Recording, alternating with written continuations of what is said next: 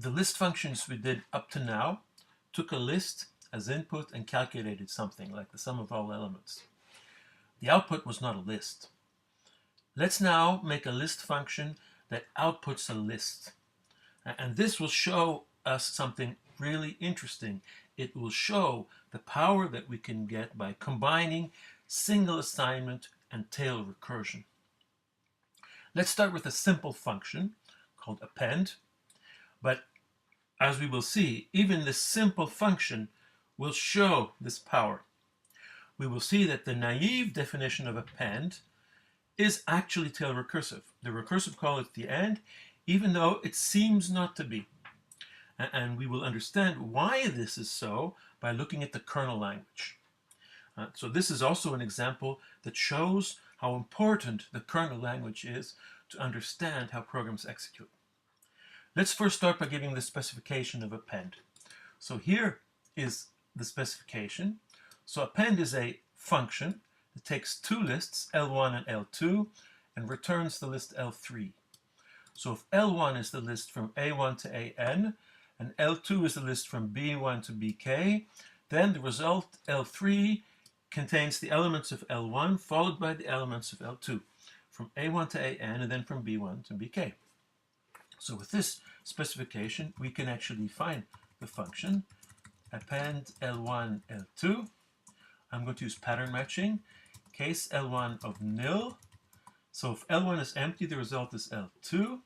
Otherwise, I pattern match with H1, T1, and I return H1 followed by append T1, L2. So here's the function append, written recursively. So the way it works, in fact, it takes off the first element of L1, here H1, puts it aside.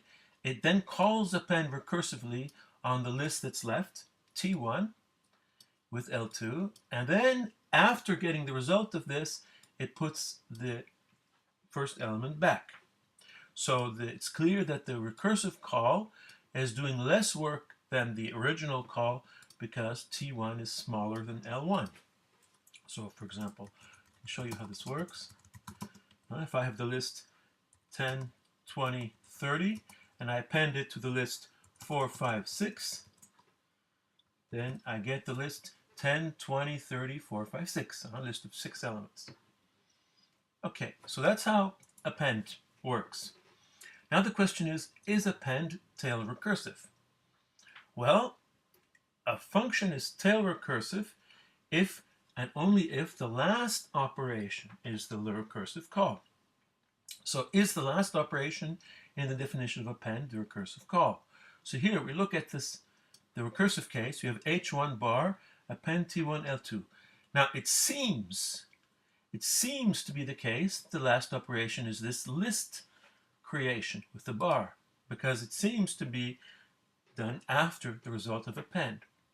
So it would seem that append, as written this way, is not tail recursive, but in fact this impression is wrong. This definition of append is tail recursive.